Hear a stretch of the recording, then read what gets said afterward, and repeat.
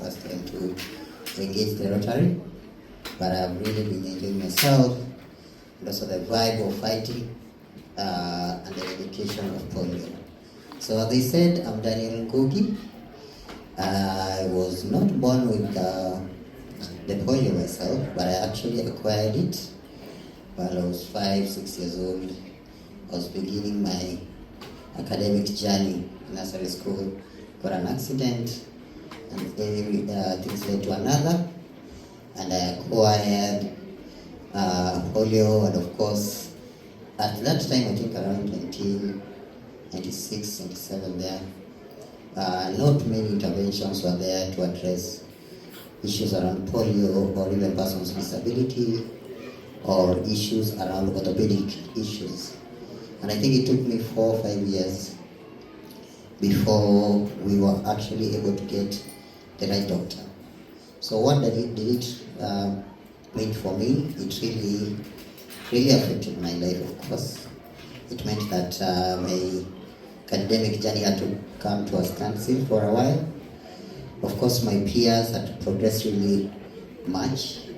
And of course, adjusting to the new life as a polio survivor and also as a person with disability meant you have to every day have to explain to your friends again what happened to you, which of course affects you, your confidence, and of course a lot of social stigma in the society. But I'm glad I got the right support with my family who worked with me in that journey. I was able to go back to school. At some point I got a surgery, and I was able to even go to campus and even graduate.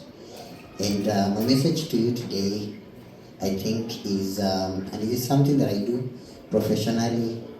I'm a disability inclusion advisor, and also I work with Next Step Foundation as the head of inclusion and development. And my work is to basically champion disability inclusion. And my message to you guys is to not focus on the disability itself, the polio itself, but focusing on the barriers that exist in the society.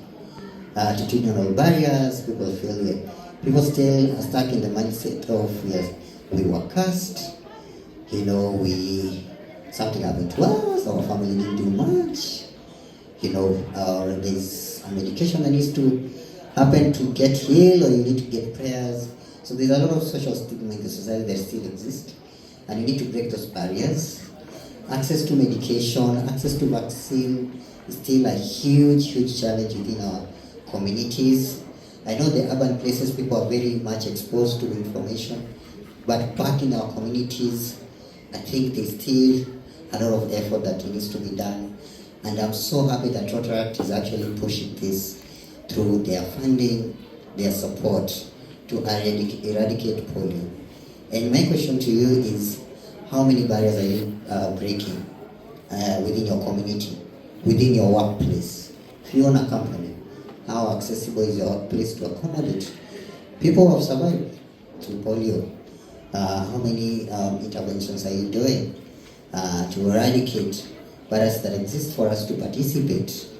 Because for me, as long as I'm able to go to school, I'm able to work, I can live a dignified and fulfilling work within the society. I can live by myself, I can pay for my rent, and things like that. So my message to you today, as we push to end polio, let's also end the barriers that exist in our communities, in our society, for the greater good of our children and the incoming generation. So thank you so much.